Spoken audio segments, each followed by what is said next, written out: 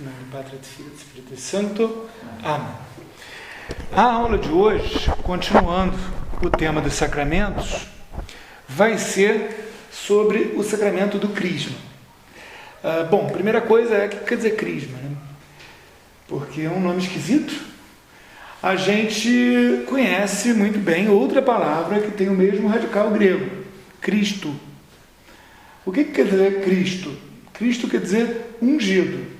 Ungido, o que quer dizer ungido? A gente conhece isso, né? As donas de casa, cozinheiros em geral, costumam usar, no português moderno, untado, não ungido. Mas é a mesma coisa. É uma forma que você vai fazer biscoito, por exemplo, que você passa óleo nela para o biscoito não grudar, ela está ungida com óleo. Cristo quer dizer ungido. E crisma quer dizer o quê? Quer dizer unção. É aquilo que unta. É aquilo que é usado para ungir. Então, esse nome se refere justamente ao que é a matéria desse sacramento. A gente viu, quando estava falando de sacramentos em geral, né, que os sacramentos todos têm uma matéria. Quer dizer, tem uma coisa que a gente tem que usar aquela mesma coisa, não pode usar outra, e que ela é propícia para aquele sacramento. Quer dizer, os exemplos que a gente deu nas aulas falando sobre sacramentos em geral foram o sacramento, o Santíssimo Sacramento, que tem que ser pão de trigo e vinho de uva, e o batismo, que tem que ser água, não pode ser cerveja, por exemplo. No crisma, tem que ser justamente o azeite, que é com esse azeite que vai ser ungido fisicamente a pessoa que recebe o sacramento. Então a matéria, portanto, vai ser o chamado óleo do crisma, que é azeite e bálsamo, que na missa do crisma, né, na quinta-feira santa, semana que vem, o bispo prepara, né, é a missa que todos os padres da diocese celebram junto com o bispo, inclusive, para que se possa levar esse óleo para todas as paróquias. É o mesmo óleo que vai ser usado na extrema-unção, também chamado unção dos enfermos, que é o óleo do crisma, então, o óleo da unção. Agora, por que se usa isso? Quer dizer, por que Deus botou justamente essa matéria para esse sacramento? No caso do batismo, a gente viu como a água ela já tem um simbolismo de lavar. Se a gente fala água, lavar dos pecados pelo batismo, lavar com água, faz sentido. Quer dizer, o que Deus faz é pegar uma coisa que tem um uso, digamos, natural, um uso para as coisas desse mundo, né? A gente está sujo, a pele da gente está suja de poeira, a gente passa água, a gente tira a poeira da pele da gente. E dá isso uma eficácia sobrenatural. Dá isso uma eficácia que vai muito além do corpo da gente, muito além daquilo que é físico. A água lava, mas não lava os pecados. O batismo, que usa a água como matéria, lava os pecados. Faz a pessoa se tornar uma pessoa nova. É o crisma. Para a gente, pleno século XXI, a gente perde um pouco disso. Por quê? Porque hoje a gente usa um monte de produtos diferentes para as coisas que se fazia com azeite há 2000 anos atrás. Então, quando a gente fala do sentido do azeite, e do azeite com bálsamo mais ainda, hoje seria como se a gente fosse apontar ao mesmo tempo para cremes de beleza, esses produtos que mulher bota no cabelo, para o cabelo ficar sedoso, coisas que se bota na pele, para a pele ficar bonita,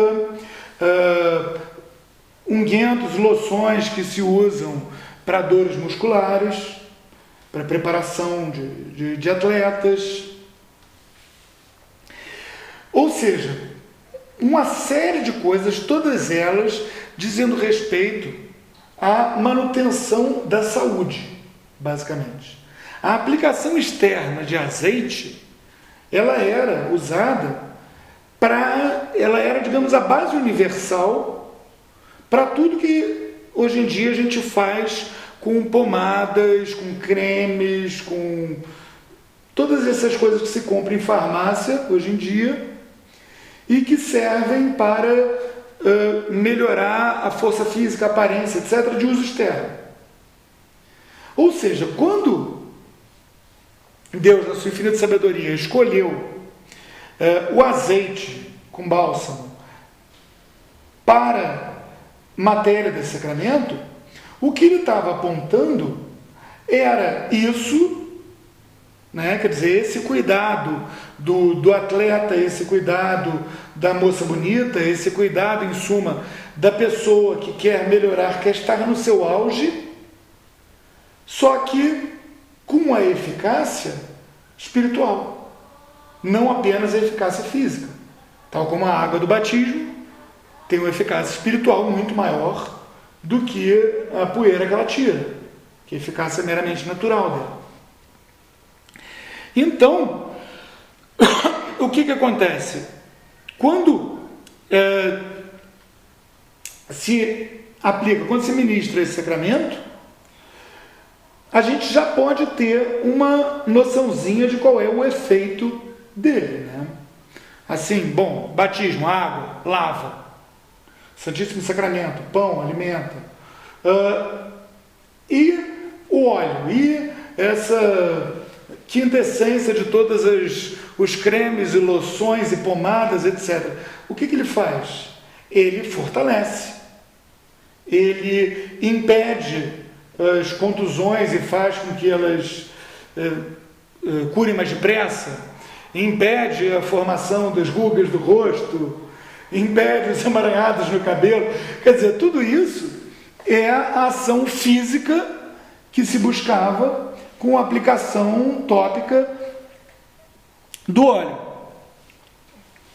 Agora, quando o bispo unge o crismando, ele diz: eu te marco com o sinal da cruz, né? Ele faz uma cruz, e confirmo-te com o crisma da salvação, em nome do Padre, e do Filho e do Espírito Santo. Isso é a forma do batismo. Quer dizer, essa unção que é dada com essa matéria, com essas palavras, por esse ministro, o bispo. Ele pode, extraordinariamente,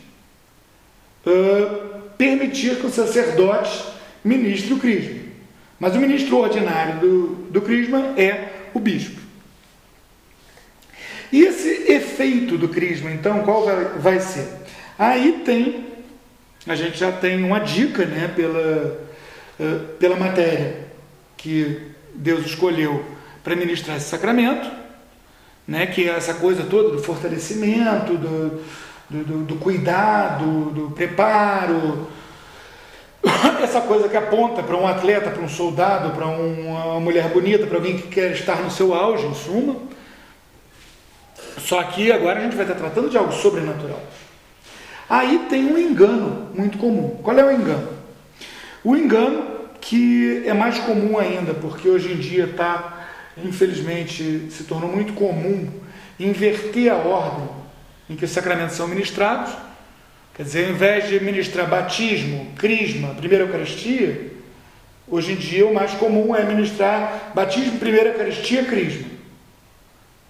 E isso a igreja está tentando acabar com esse hábito, que é uma coisa relativamente recente, é uma moda que apareceu, 100 anos atrás, mas ainda está longe de acabar.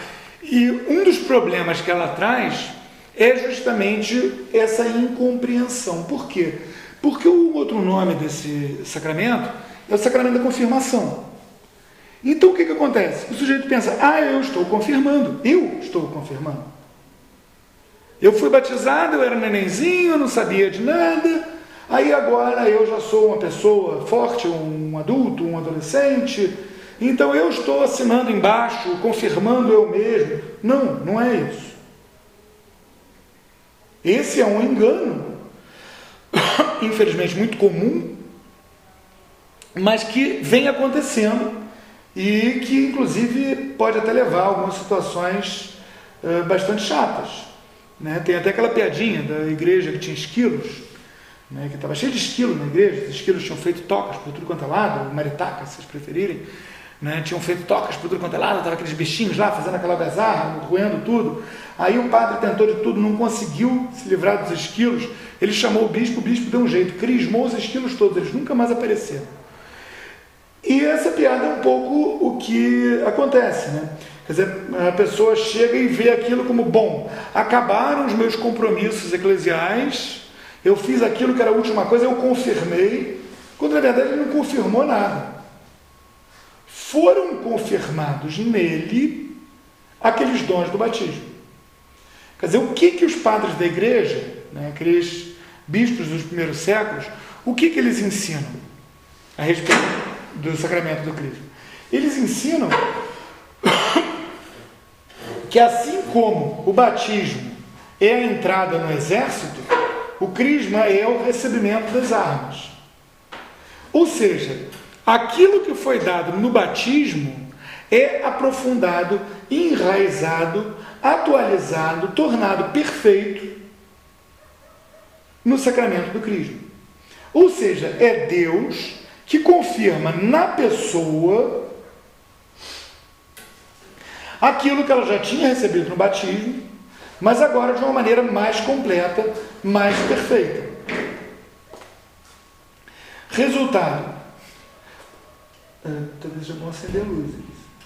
Resultado. O sacramento do crisma, ele tem como efeito justamente um fortalecimento daquilo que o Espírito Santo já deu no batismo. Ele vai fazer com que haja esse enraizamento, esse crescimento maior. No começo da igreja, no tempo das perseguições, era muito comum que houvesse uma urgência grande em ministrar o crisma. Por quê? Porque aqueles primeiros cristãos tinham plena consciência de que, tendo recebido o sacramento do crisma, haveria um auxílio sobrenatural para que os cristãos não esmorecessem. Quer dizer, na hora que chegasse o romano pagão lá e dissesse, renegue a Cristo ou você vai ser devorado pelos leões, você vai ser queimado vivo, aquelas coisas que eles costumavam fazer. Tendo recebido o sacramento do crisma, a pessoa teria um auxílio sobrenatural para dizer, não, eu não renego Cristo. Mesmo diante da boca aberta do leão, mesmo sendo amarrado numa fogueira. Então tinha essa urgência muito grande, tanto que se tornou o hábito, até Santo Agostinho não gostava muito disso, mas de lá para cá continuou, e é uma coisa que não é errada, mas que não é o nosso hábito na Igreja Latina. Nos ritos orientais, o crisma é dado junto com o batismo. A criança é batizada, crismada, recebe a primeira comunhão, tudo de uma vez só. Por quê? Justamente com esse intuito de fortalecer. E agora, a Santa Sé está procurando, sempre de uma maneira gentil, né? Mas está procurando fazer com que se restaure a ordem normal dos sacramentos e o crisma seja ministrado antes da primeira Eucaristia. Por quê? Justamente porque nós estamos vivendo uma situação na sociedade que é uma situação parecida, em muitos aspectos, com aquela situação romana. Está começando a haver perseguições. Ainda não são perseguições de matar ninguém, mas já são perseguições de perder o emprego, por exemplo. Na Inglaterra, agora, os tribunais decidiram que uma pessoa que ande com um crucifixo, ela pode ser demitida por isso. Por exemplo, já começa a ser uma coisa complicada. Teve um bispo americano que falou que ele provavelmente vai morrer na cama, o sucessor dele provavelmente vai morrer na cadeia, e o sucessor do sucessor dele vai ser martirizado na praça pública. E realmente, a sociedade está se tornando anticristã. Então, para isso, esse fortalecimento, ele se torna mais necessário. E se torna necessário mais cedo. Por quê? Porque uma sociedade que já está ficando anticristã, as escolas, assim, a criança vai para a escola, na escola, hoje em dia, ela aprende barbaridades inomináveis. Meu filho chegou para mim outro dia lá, falando dos absurdos que ensinavam na escola, e dizia, eu sei que não é nada disso, mas eu tenho que botar isso na prova. E é verdade. Ele sabe que não é nada disso, que bom. Porque tem uma enorme quantidade de gente por aí que acredita naquilo. Então, esse sacramento, ele vai dar uma força justamente para combater isso. Agora, e aquela piada dos esquilinhos, hein? Mas por que tanta gente larga a igreja depois de receber o crisma? Basicamente, porque o que essa pessoa está fazendo é ela desistir. O sacramento, ele não vai fazer com que a vontade da pessoa mude. Ele não vai alterar a cabeça dela. Ele vai dar forças para ela. É um pouco como se a gente pegar um automóvel, qualquer automóvel moderno, né? Não estou falando de Fuscas nem de Jeeps, mas qualquer automóvel moderno. Se o motor está ligado, você freia, você precisa fazer muito menos força para parar o carro. Por quê? Porque o motor auxilia o freio. Ele tem um mecanismo para usar lá o vácuo do motor para diminuir a força que você tem que fazer no freio. Ele ajuda, desde que você freie. Se você não frear, ele não ajuda nada. Então, um carro novo desse desliga o motor, tem que travar com os dois pés no freio, no pedal do freio com a maior força, e mesmo assim ele vai frear menos. Por quê? Porque ele não está sendo auxiliado. Ele vai ter um auxílio se o motor estiver ligado. O sacramento do crisma, o que ele vai fazer vai ser dar esse auxílio. Ou seja, ele não vai tornar desnecessário pisar no pedal do freio. Ele vai fazer com que, em se pisando, se tenha um auxílio sobrenatural. Na nossa sociedade hoje em dia, infelizmente, com a catequese muito fraca, as pessoas vão para a aula de catequese e ficam lá colorindo figurinhas, falando de besteiras, de SUS, de distribuição de terras, de falta d'água, coisas que têm uma grande importância na sociedade. Faz todo sentido falar disso na aula de sociologia, mas não na aula de catecismo. Então, o que acontece? Elas não aprendem, não têm contato com a fé, não têm contato com os valores da igreja. Ao mesmo tempo, são expostas a uma campanha anticatólica fortíssima, na escola, na TV, por tudo quanto é lado. Elas recebem o sacramento e nem percebem, como alguém que nunca tenha pisado no freio não vai perceber que aquele freio é servo assistido. Então é por isso que dá para fazer piadas feito essa. Crismou os esquilinhos, eles nunca mais apareceram. Porque é verdade. A coisa mais comum que tem é até ao contrário, a paróquia que ficam inventando formações de 3, 4 anos que não dizem absolutamente nada de relevante para o crisma, porque o pároco já sabe que quando acabar, crismou, vazou. Quando na verdade é o contrário. Aquilo é para dar força. Essa formação podia ser de 1 mês, 2 meses, deveria ser dada aos 7 anos de idade. Para quê? Para que a pessoa tivesse a força de continuar ali. Para que a pessoa tivesse a força de continuar lá. E tivesse naturalmente o conhecimento de que vale a pena aquilo. Tivesse sobrenaturalmente o dom da fé. Ou seja, o crisma ele não vai dar a alguém o dom da fé. Ele não vai dar a alguém o desejo de permanecer na igreja, mas ele vai fortalecer para que essa pessoa que aceitou esse dom da fé, que tem esse desejo, possa conseguir fazer isso. Ela vai ter um auxílio sobrenatural para isso. Então, diz o catecismo que são 3 os pontos essenciais. O poder divino que opera no sacramento como causa primária, o vigor do coração e do espírito que a Sagrada Unção comunica aos fiéis para a sua salvação, e o sinal com que é marcado quem vai descer a liça das hostes cristãs. O que quer dizer isso? Liça é luta, né? A hostes exército. Quer dizer, o crisma, ele é um sacramento que imprime caráter. Ele é um sacramento, como o batismo, como a ordenação, que a partir do momento que a pessoa recebeu, ela mudou, ela não tem como receber de novo. A gente reza no credo, confesso um só batismo para a remissão dos pecados. E a gente poderia dizer no credo também que eu confesso um só crisma para o fortalecimento da fé, dos dons do Espírito Santo. Por quê?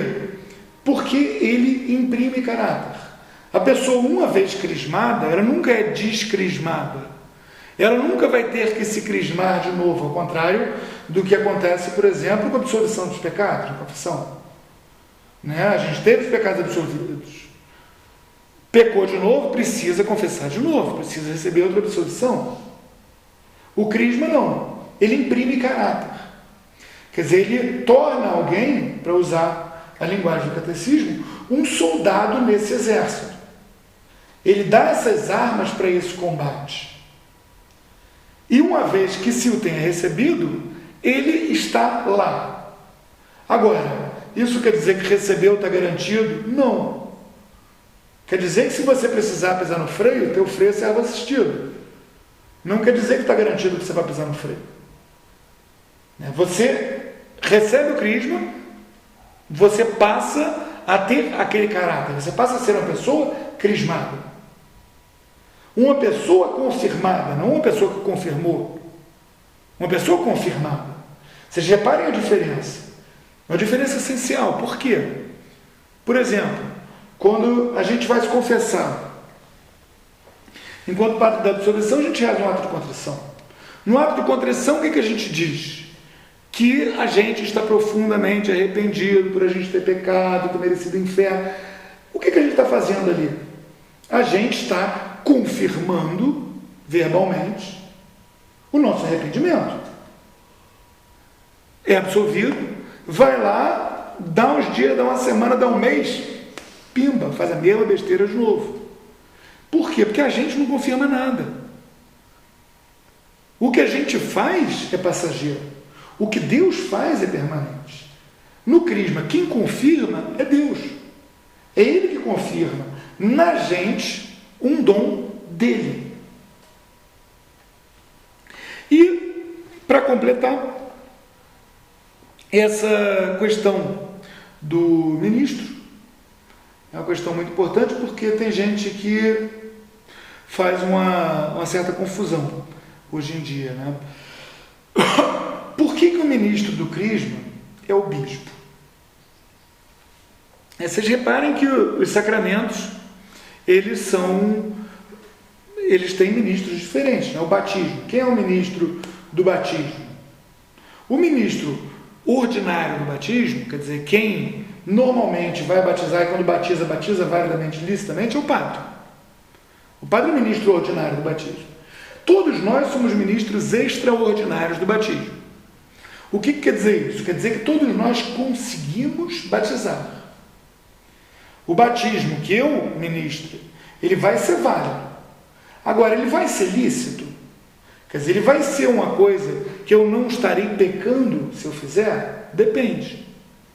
Se eu for batizar porque eu acho bonito, nasceu o neném do amigo meu, aí eu vou lá e levanto o neném, olha que neném maravilhoso, e vou e batizo com a água, usando a forma correta, a criança está batizada, mas eu cometi um pecado. Agora, se a criança está, Deus me livre, num hospital, morre ou não morre, eu vou lá e batizo, eu não estou cometendo pecado nenhum. A enfermeira, muito pelo contrário, não está cometendo pecado nenhum. Se batiza alguém que tem risco de morrer logo, que é capaz de não dar para batizar na igreja. É aquilo que a gente viu naquela aula lá atrás, né, falando dos sacramentos, validade do batismo. Qualquer um pode ministrar, mas licitamente o padre de forma ordinária, extraordinariamente, em caso de risco de vida. E no caso do crisma?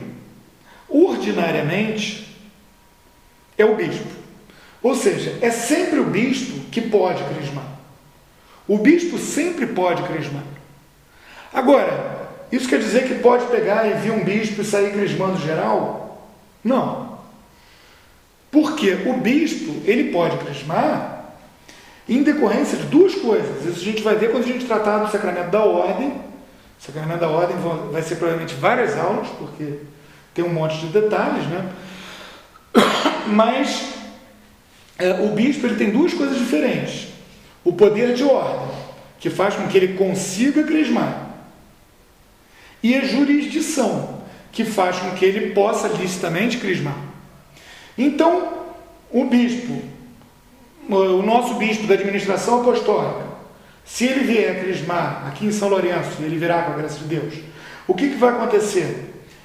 As pessoas daqui de São Lourenço que forem ser crismadas, ele vai pedir para a Diocese da Campanha autorização para crismar aqui na Diocese da Campanha essas pessoas.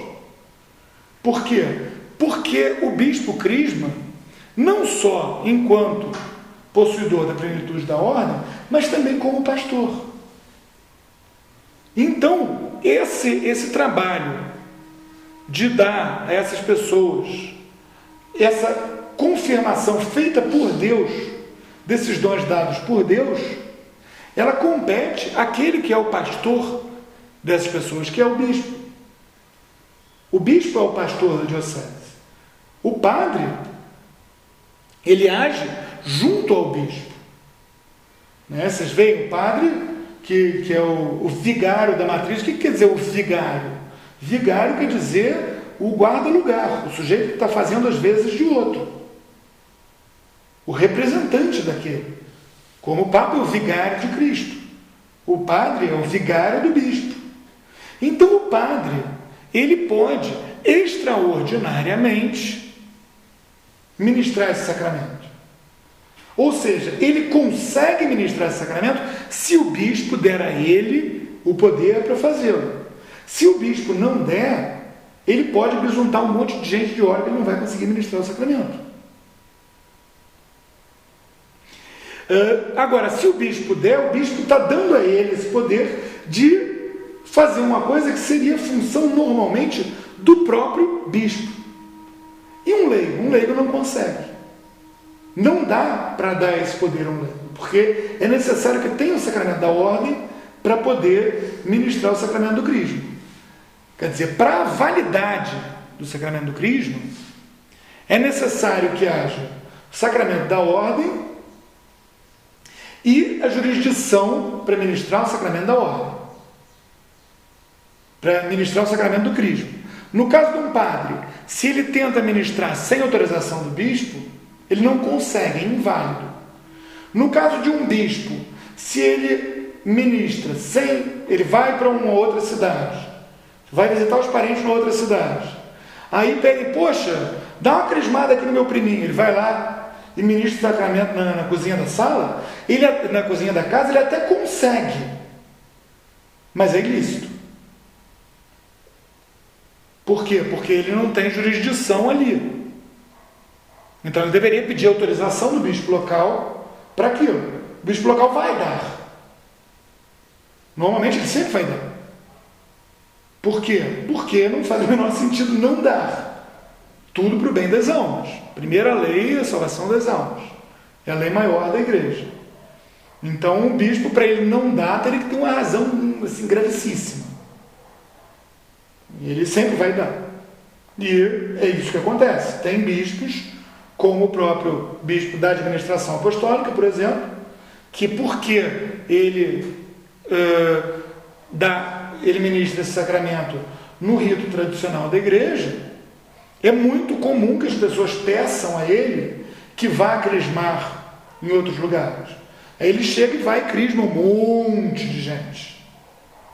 Por quê? Porque aquelas pessoas querem ser crismadas no rito tradicional. Então ele vai lá e crisma. Tem alguns outros bispos que também têm esse munus, também tem essa missão, também vão andando de lado para lado, sei lá, um bispo que é bispo auxiliar da diocese no Cazaquistão, do Atanásio Schneider, que ele provavelmente nunca nem pisou lá no Cazaquistão, nem sei como é que é a relação dele com o Cazaquistão, mas toda hora eu vejo, Dom Atanásio Schneider crismou 200 em Nova York, crismou sei lá quantos em Madrid. Por quê? Porque ele vai nos lugares ministrar o sacramento na forma extraordinária. Muitas vezes o bispo local não quer por alguma razão, ele vai lá e faz. E o bispo local autoriza. Tem que autorizar. Só não vai autorizar se for uma razão muito grave. Mas, então, o crisma, ele também tem normalmente um padrinho, ainda que o padrinho não vá, hoje em dia, mais causar impedimento matrimonial, né, como no batismo. Batismo, a gente viu na aula passada, a gente não pode casar com o padrinho da gente, com a madrinha da gente. Dá um impedimento matrimonial, como se virasse parente. O crisma, não. Mas, normalmente, se tem um padrinho. Quem pode receber o crisma? Basicamente, qualquer cristão batizado. Né? A gente viu isso até como que nos ritos orientais eles crismam a criança na hora do batismo, quer dizer, a criança com alguns dias de nascido, é crismada, batizada, recebe a primeira comunhão.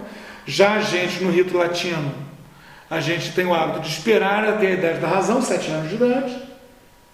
Então, o que seria o mais desejável seria que as crianças, aos 7 anos de idade, fossem crismadas e fizessem a primeira comunhão logo em seguida.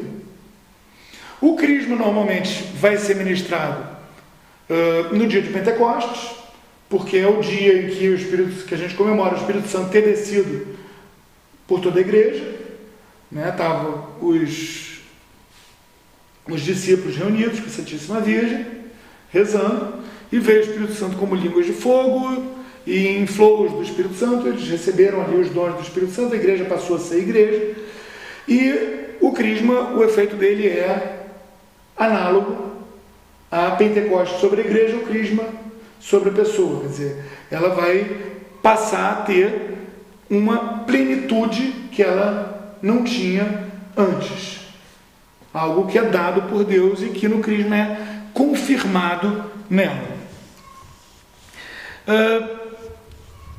É claro que para se crismar a gente deve evidentemente se confessar, é bom estar em jejum. Se a pessoa fosse crismada estando em pecado mortal, ela vai receber a graça? Vai, assim que ela se confessar. Porque enquanto ela não se confessar, ela está como que impedindo a entrada da graça. Então o cara é crismado em pecado mortal hoje. Daqui a um mês ele se confessa, naquele momento é que ele vai receber essas graças novas do crisma, que ele vai ter aperfeiçoado essa graça do batismo. Tá? E uma pequena curiosidade que o catecismo nos lembra, que essa natureza, digamos, militar, né, tanto na própria matéria, né, do óleo, que é uma coisa que para alguém 2000 anos atrás tinha conotações da preparação para a guerra, do soldado, ungir com óleo. Aliás, essa é coisa que dá para fazer hoje em dia ainda, né? A gente pega um galho de arnica e deixa ele um mês dentro de um vidro de azeite, aquele azeite, se passar uma contusão, ela some rapidinho. Mas essa preparação, esse ungir com óleo era uma coisa que já remetia a uma ação militar, uma preparação de um soldado.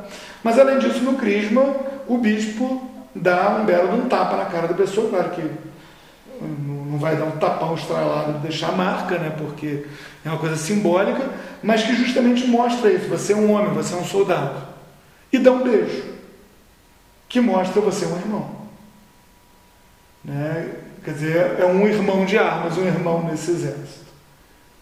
Então, com isso eu acho que a gente fecha essa aula de hoje, e a partir da aula que vem a gente vai tratar do Santíssimo Sacramento. Então vão ser várias aulas, porque é um tema muito maior, muito mais importante até pela quantidade de mal-entendidos que tem por aí hoje em dia. Alguma pergunta? Dúvidas? Não? Nada? Então, chega ao fim essa aula. Louvado seja nosso Senhor Jesus Cristo. Em nome do Pátria, do Filho e do Espírito Santo. Amém.